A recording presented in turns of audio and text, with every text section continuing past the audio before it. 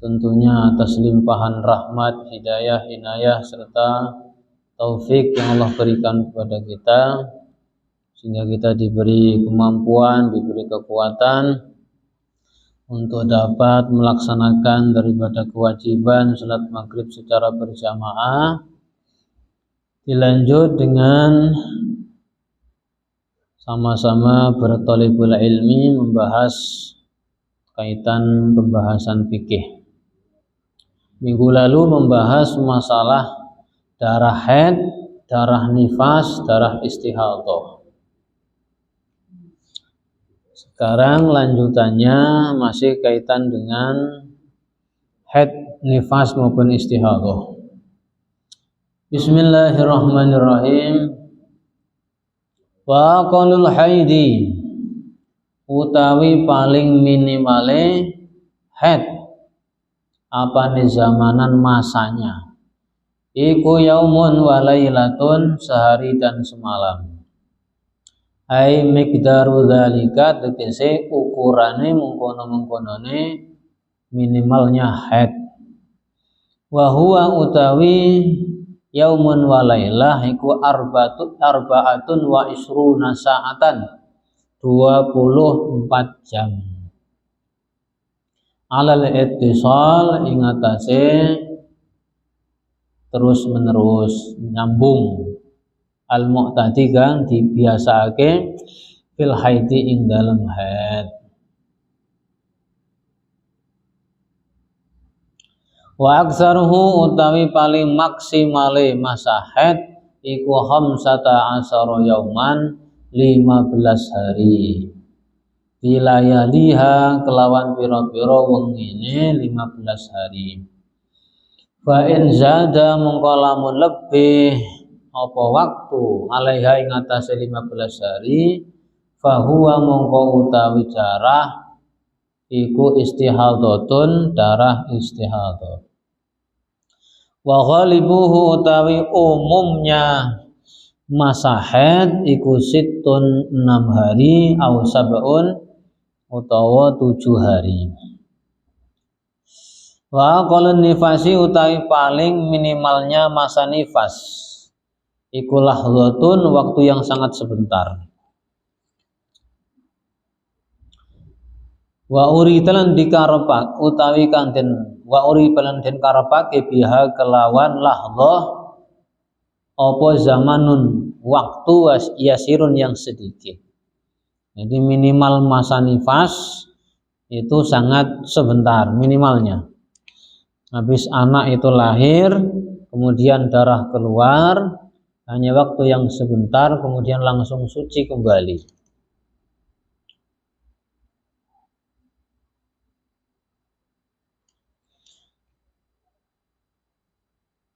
Wa btida'un nifasi utawi permulaan darah nifas iku min ing fisalil waladi, mulai saking terlahirnya anak.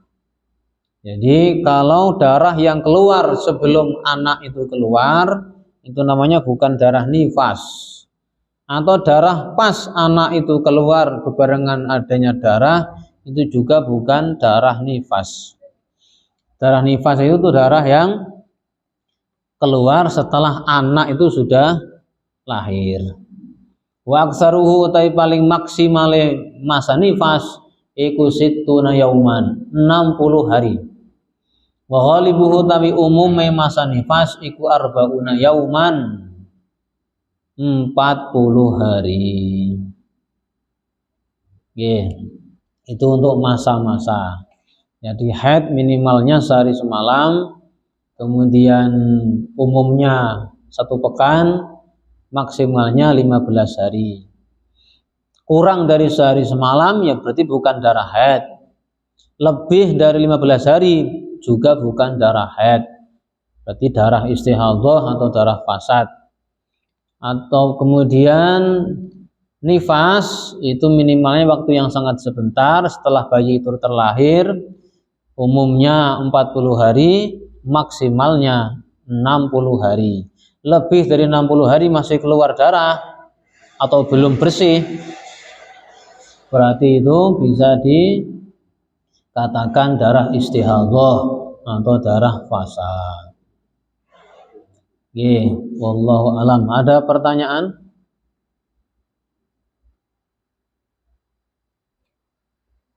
Ada pertanyaan?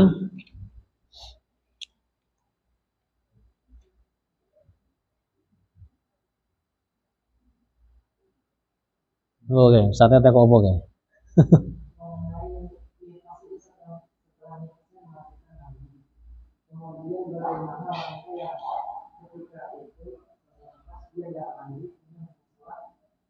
Dan tahunnya 2 tahun atau 3 tahun. Bagaimana hukum? Jadi setelah nifas selesai, mestinya kan mandi besar, mandi jinabat. Mandinya niat menghilangkan hadas besar atau mandi jinabat. Itu wajib, mandi wajib. Nah kalau dia kondisinya tidak mandi jinabat, kemudian tahu-tahu ya selesai nifas langsung mandi biasa sholat, sampai 2 tahun baru dia paham.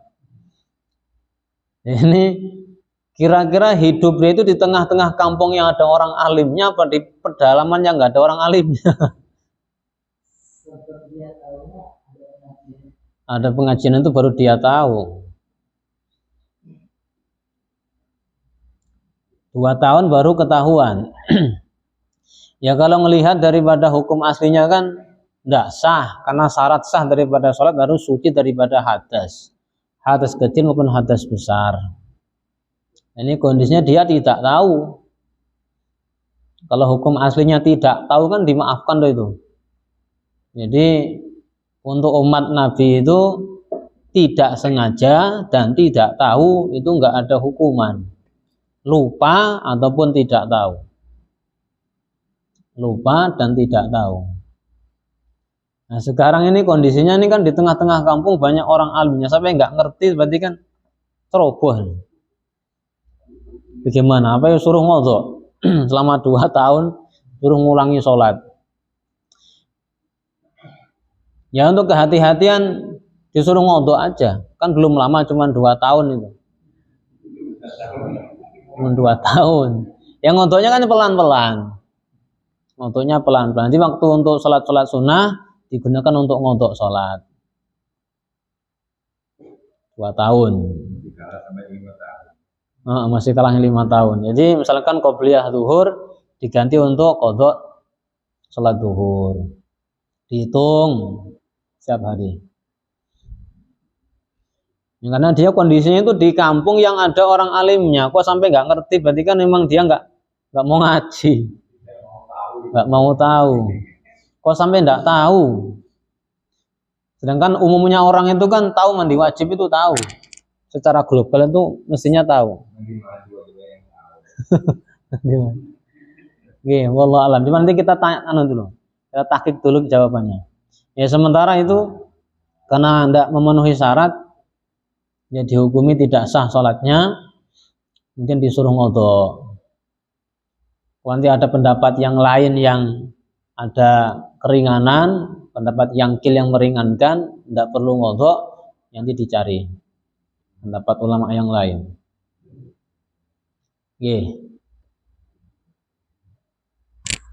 Enten boleh?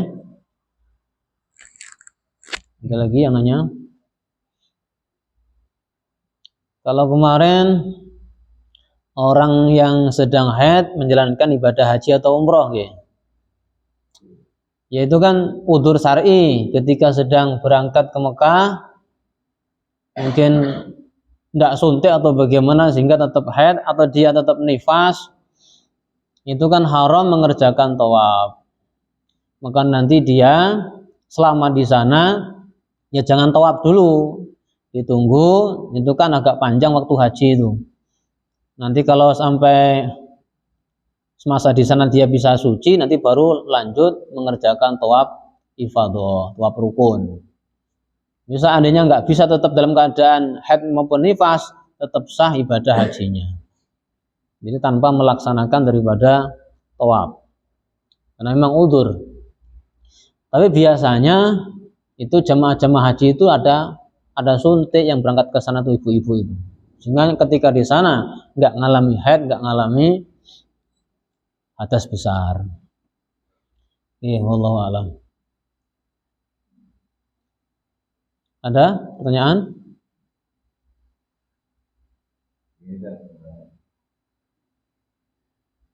Kalau kita ini punya saudara atau teman gitu, ini orang Kristen ya, terus kita dikasih uang sama dia, itu gimana? Dikasih uang sama orang Kristen, jadi terima saja. Hadiah dari mereka itu ya enggak apa-apa, boleh-boleh saja menerima hadiah selagi mereka tidak ada kepentingan urusan sesuatu hal. Kalau mereka ada kepentingan yang nanti merugikan orang Islam, ya nggak boleh menerima. Ya, hadiah dari non Muslim kalau emang cuma-cuma nggak ada apa namanya kepentingan di luar itu, hukumnya boleh-boleh saja. Kalau ada kepentingan nanti mereka ada misi di situ untuk merendahkan orang-orang Islam, nanti tidak boleh menerima. Oke. Boleh halal.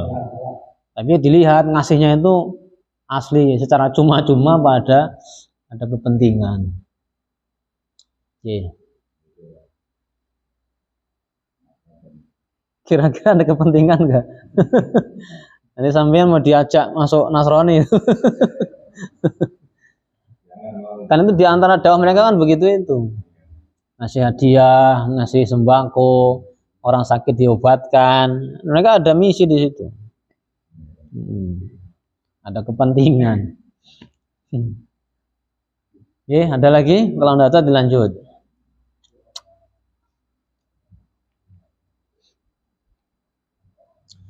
Wa qalu tuhri utawi masa suci al-fasili kang memisah bainal haidataini ing dalem antaranya dua haid iku khamsata asara yauman 15 hari. Nah, di masa suci juga paling maksimalnya 15 hari. Itu waktu antara pemisah antara haid dan suci. Tapi kalau haidnya itu cuma seminggu, berarti masa sucinya ya lebih panjang, 23 hari kalau sebulan 30 hari.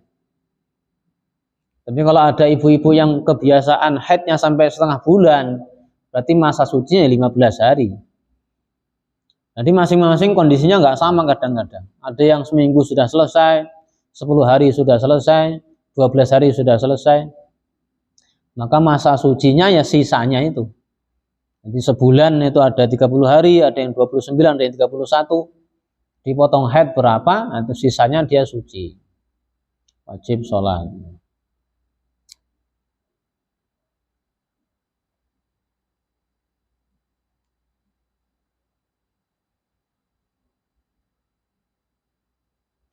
Kemudian wala hadda dan tidak ada batasan li aksari maling maksimalnya masa suci. Kalau sudah waktunya nggak haid lagi, nanti masa sucinya ya panjang, nggak ada batasannya lagi sampai meninggal dunia. Tapi kalau masih masa produksi, biasanya ya haid, nanti suci, haid, suci.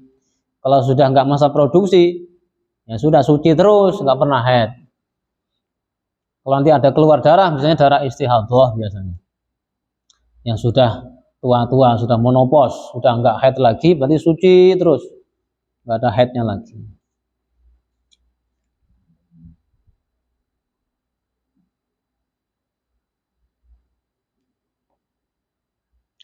Ada lagi?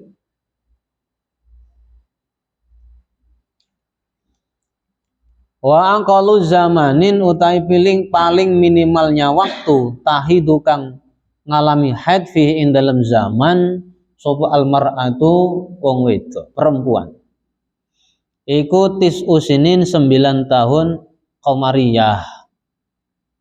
Jadi waktu perempuan ngalami haid itu paling minimalnya itu umurnya sudah 9 tahun hijriyah takriban, jadi kurang lebih 9 tahun.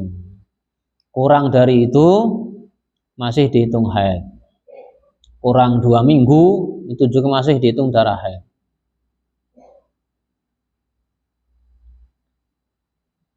Wa aqal hamli utawi paling minimalnya hamil apa nih zamanan waktune iku sittatu asyhurin 6 bulan. Orang yang hamil itu paling minimalnya adalah 6 bulan. Wa aktsaruhu dan paling maksimalnya apa nih zamanan waktune iku arba'u sinin 4 tahun. 4 tahun ini siapa? Imam Malik 4 tahun. Imam Syafi'i berapa? 4 tahun juga.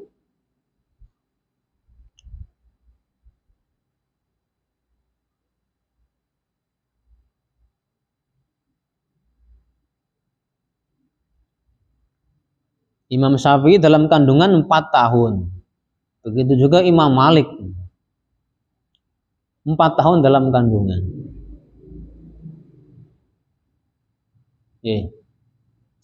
Kemudian wa ghalibuhu umumnya masa hamil ikutis atu asyurin 9 bulan. Wa yahrumulan haram bil haidi sebab haid apa sama niatu asya'a 8 piro-piro perkara. Ada 8 perkara yang diharamkan ketika orang sedang haid. As-sholatu utawi kang pertama iku salat fardhon au naflan, baik salat fardu maupun salat sunnah. Wa kada as-sajadatu tilawah wa syukri, begitu juga sujud tilawah maupun sujud syukur juga haram ketika sedang haid. Wazani as-saumu fardhon au naflan, yang kedua adalah puasa baik fardu maupun puasa sunnah. Wasalisu qiraatul Quran, membaca Al-Quran. Orang yang haid ini haram membaca Quran kalau niatnya memang qiraatul Quran. Tapi kalau dia niatnya zikir, tidak haram. Jadi membaca Quran niatnya zikir tidak diharamkan. Haram itu kalau niatnya memang qiraatul Quran. Kemudian warabi'u masul mushafi. Yang nomor 4 adalah menyentuh daripada mushaf Al-Quran.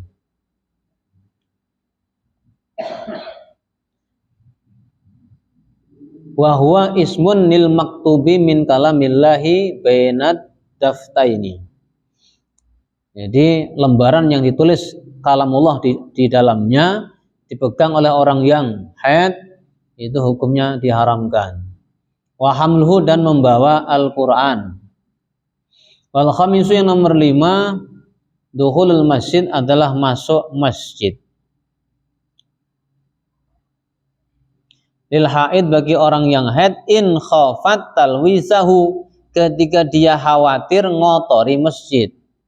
Jadi di sini sebabnya diharamkan kalau dia itu takut ngotori masjid. Tapi kalau haidnya sudah nggak keluar lagi, sudah tinggal masa suci, nggak khawatir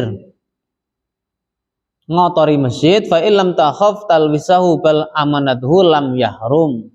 Tapi bal yukrah laha, nggak haram tapi makruh saja. Nanti maka ibu-ibu yang haid kalau memang sudah tinggal nunggu masa suci, kemudian waktunya pengajian di masjid, maka hukumnya boleh tapi makruh, nggak haram tapi makruh. Tapi ya enggak apa-apa daripada enggak hadir. Keharaman kalau dia memang ngotori masjid. Wa ila kuriha ila lihajatin. Kalau tidak ngotori masjid, hukumnya makruh. Itu kalau enggak ada hajat. Kalau ada hajat ya enggak. Kalau ada hajat ngaji, maka tidak lagi dimakruhkan. Wasadisu, yang nomor 6 adalah at-tawafu tawaf fardhon au naflan, baik tawaf fardu maupun tawaf sunnah. Wasabiu, yang nomor 7 adalah al-wad'u, bersetubuh.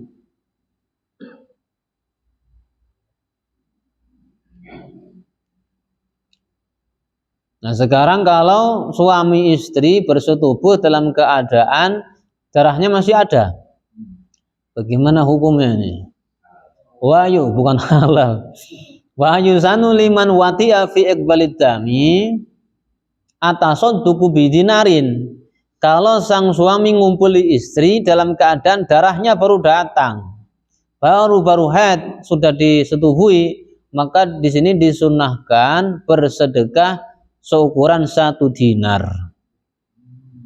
Dinar berapa juta? 2 jutaan. Berapa sedinar? 2,5 juta 1 dinar. Waliman wati'a fi idbarihi, kalau dia ngumpuli istrinya dalam keadaan itu darah sudah mau habis, atasadduqu binisfi dinar, dia sunnah bersedekah separuh dinar. Jadi ya 1.250.000. Sunnah itu ya. Bahaya itu. Di sini hukumnya sunnah, wa innamal lam yajib li'annahu wati'a muharramanil ida. Di sini tidak wajib bayar, cuma disunahkan karena dia ketika istri sedang haid kok dikumpul itu menyakitkan si istri. Nah, sehingga ada hukuman begitu. Tapi di sini disunahkan, nggak wajib. Tapi haram hukumnya itu. Hukumnya haram. Nah, ini bersetubuh ketika haid hukumnya haram. Wasamini yang nomor 8, al-istimta'u bima baina surah wa rukbah. Bersenang-senang dengan istri menggunakan anggota antara pusar dan lutut. Anggota pusar sampai lutut ketika sedang haid itu jangan dideketi. Kalau bersenang-senang di situ itu hukumnya haram.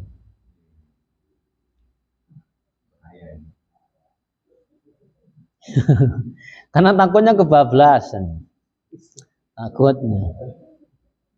Minal mar'ati fala yuhramu al-istimta'u bihima wala bima fauqahuma alal mukhtar. Di sini menurut pendapat yang dipilih tidak haram bersenang-senang bihima dengan anggota antara pusar sampai lutut, wala bima fauqahuma, dan juga anggota di atas pusar dan lutut. Ini pendapat yang dipilih karena sebagian kan ada suami itu yang modelnya nggak kuatan. Pengantin baru biasanya kan nggak kuatan, atau pengantin kawat juga ada yang nggak kuatan. Nah, menurut pendapatnya Mukhtar ya boleh saja bermain-main anggota antara pusar dan lutut, tentunya selain nikah, selain hubungan yang serius, hanya sekedar main-main. Nah. Gak boleh main-main itu. Allah alam itu ada 9 tadi. Apa nama 9? 8. Ada pertanyaan?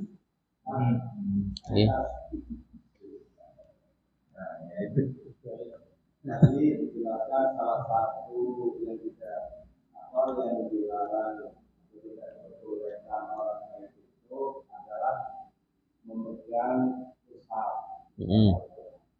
Bagaimana hukumnya jika dia membuka aplikasi yang isinya Al-Quran, atau dia hukumnya berubah dari mushaf juga apa?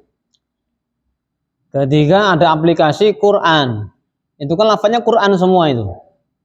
Nanti hukumnya disamakan. Itu ada tulisan kalamullah di situ itu. Hukumnya diharamkan. Maka ketika kita mau ke WC pun juga itu nanti diharamkan membawa Al-Quran yang nampak itu lafaz Qurannya.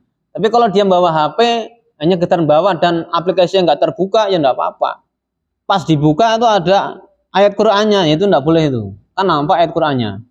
Tapi pas dia off, nggak hidup, di situ memang ada aplikasi Al-Qurannya, tapi kan pas nggak hidup, itu beda lagi hukumnya. Tapi pas dibuka, pas ada ayat Qurannya, itu berarti sama dengan megang mushaf. Mushaf yang pindah di internet, di HP.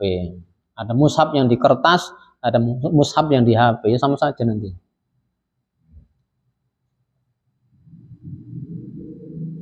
Nggih. Ya kalau ibu-ibu ngajari anak-anak TPA perlu nulis di papan tulis atau ya nulis papan tulis kemudian diikuti sama anak-anak, dia dalam keadaan head. Nanti si ibu itu megang papan tulis bagaimana itu? Ya dilihat niatnya. Kalau dia niatnya nulis Quran, ibu itu megang papan tulis ya jadi haram. Tapi kalau niatnya bukan nulis Quran, niatnya hanya sekedar untuk taklim anak-anak, bagaimana? Boleh? Nah, untuk taklim saja boleh. Kalau dia niatnya nulis Quran, misalkan nulis surat Al-Fatihah atau surat Al-Ikhlas, satu surat penuh, niatnya nulis Quran, maka si ibu yang sedang haid tadi kalau megang papan tulisnya itu ya haram, karena niat nulisnya niat nulis Quran. Kalau untuk taklim nulis tadi untuk ngajari anak-anak itu kan beda, untuk belajar itu tidak diharamkan. Kalau ibu-ibu haid dia membaca kitab-kitab hadis, kitab Fadilah Amal, entah apa hadis, dia ada Qur'annya juga itu. Bagaimana itu? Benar. Ada Qur'annya di situ. Ada bahasa Indonesia, ada hadisnya. Kalau lihat di sini, di situ tertulis kalamullah, jelas kalamullah, yaitu berarti ya tidak boleh. Kemudian kalau memang itu sebuah kitab, ya ditanya dulu penulisnya itu niatnya nulis apa. Kalau niatnya nulis taklim, berarti kita ibu-ibu megang itu ya tidak haram. Itu kan nggak murni Quran, itu campur-campur di dalamnya, itu ada bahasa Indonesianya, ada hadisnya, ada ayat Qurannya. Kalau yang ngarang dulu nulisnya itu untuk taklim, untuk ngajari orang-orang, berarti nanti megang ya nggak haram. Kalau niat nulis Quran walaupun cuma seayat ya nggak boleh dipegang. Yeah. Jadi dilihat yang nulis itu. Berjanji boleh, kitab hadis boleh, kitab fikih boleh, buku-buku sholawatan boleh. Yang penting di situ bukan ayat Quran, selain Quran boleh.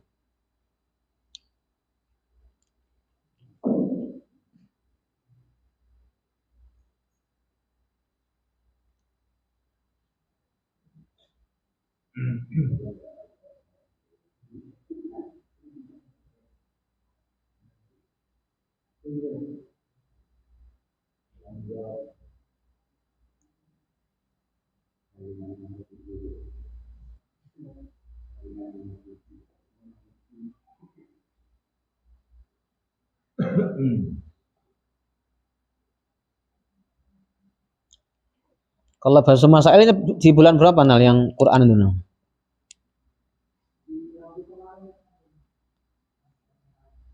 Tentang Quran.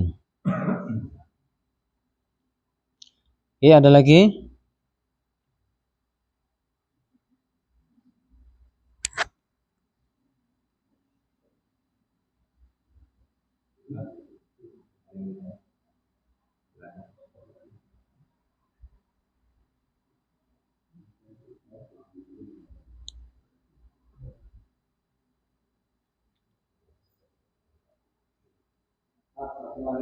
Ya. Dia ada potongan-potongan ayat Al-Quran, cuman dia bentuknya di kertas biasa. Itu boleh nggak? Misal di dalam itu kan ada kayak harum, terus ada apa istilahnya, hukumnya gimana?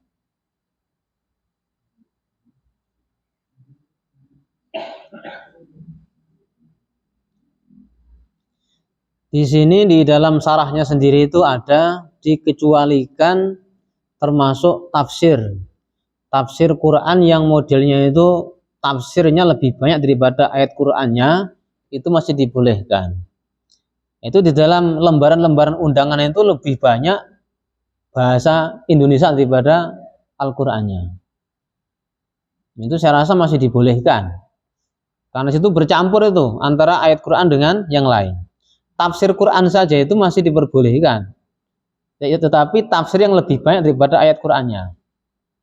Selain tafsir Jalalain, kalau itu kan ngumpul itu anunya, ayatnya ngumpul. Selain tafsir Jalalain, itu tafsir lebih banyak daripada ayat Qurannya. Itu masih boleh. Berarti kalau kertas tadi ya dibolehkan.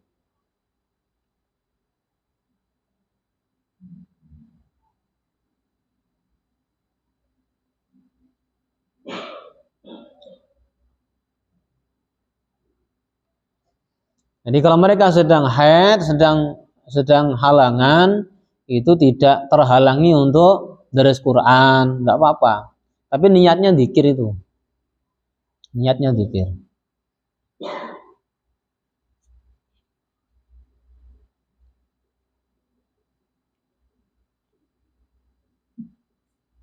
Masih ada waktu?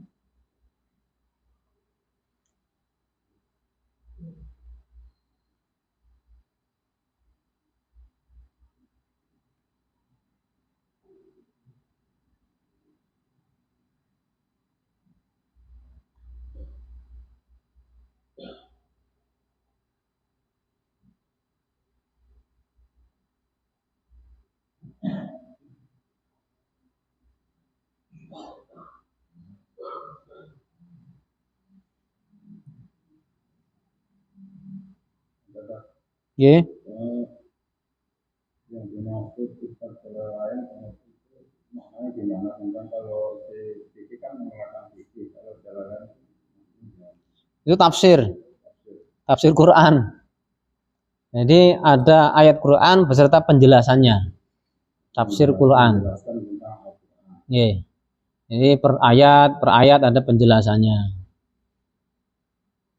Karena kalau nggak ada tafsir nanti Quran kan susah menjelaskannya. Al-Fatihah nanti ada penjelasannya. Dari Bismillah aja nanti ada penjelasannya.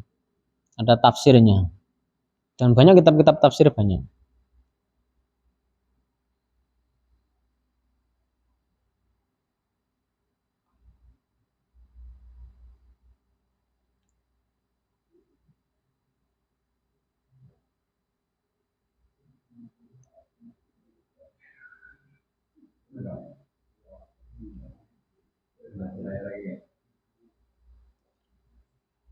Nggih, cekap.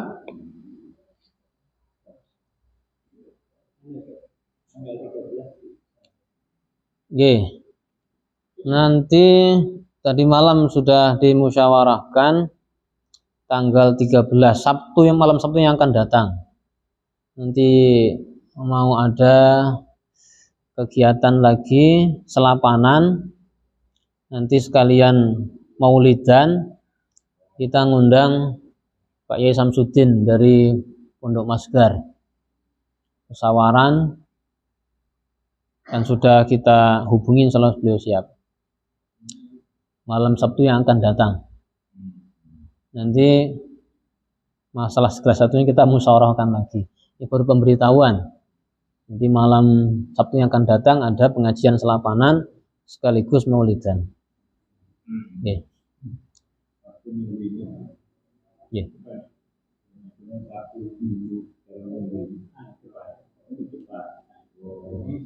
Tanggal 13 September.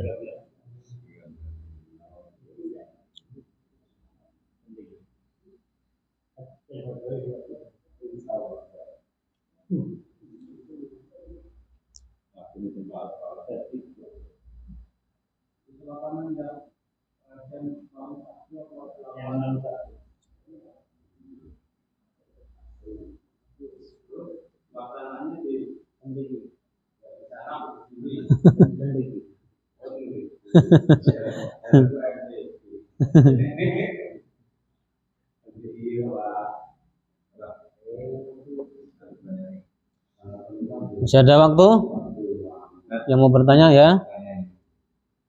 Kalau misalnya orang itu beli foto-foto, ya, surat BPKB tidak ada, STNK apalagi kosong, itu dibeli sama dia, dibawanya untuk ngojek misalnya, itu gimana?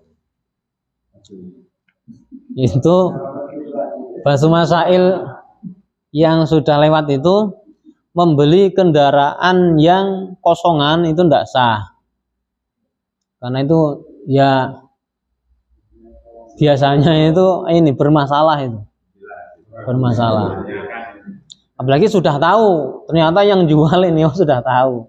Itu bukan milik dia. Itu hasil dari dia dapat apa? Kerja di daerah mana gitu. Nah, itu tidak boleh, tidak sah. Karena dia menjual bukan milik dia.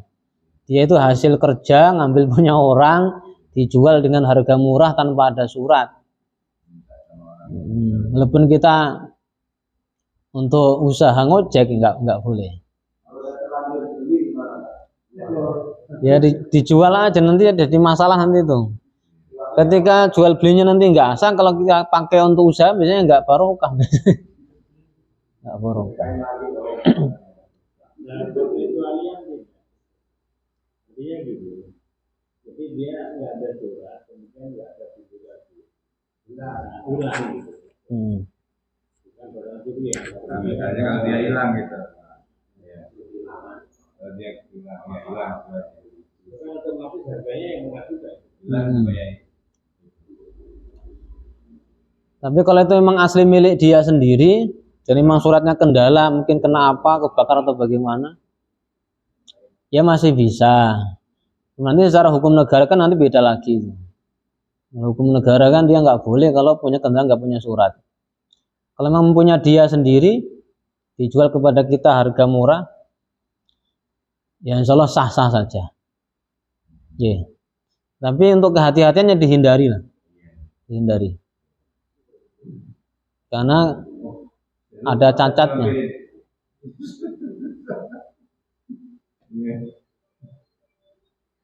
Yeah.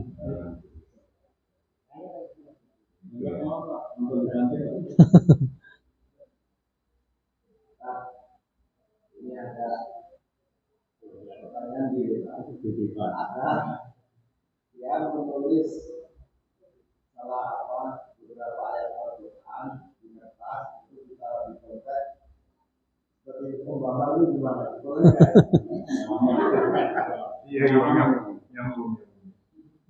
Kalau untuk semisal jimat itu hukumnya boleh-boleh saja menggunakan ayat Quran. Tapi nanti penempatannya bukan di dompet. Untuk anak-anak yang biar nggak diganggu sama bangsa jin, dikalungkan atau diikat di kepalanya. Untuk boleh.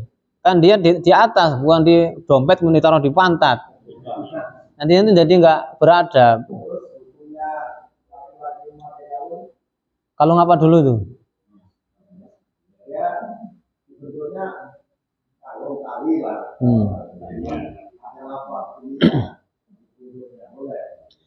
Hukum memakai kalung bagi laki-laki, kalung gelang itu aslinya tidak boleh, karena dia tasyabuh bin nisa. Di dalam fikih itu kalau ada penyerupaan dengan wanita itu kebanyakannya tidak boleh. Ya, jadi haram kalau ada menyerupai wanita. Kalung-kalung biasa, gelang-gelang biasa bagi laki-laki tidak boleh, karena itu menyerupai wanita. Apalagi kalau kalungnya kalung emas, gelangnya gelang emas, malah jadi haram betulan.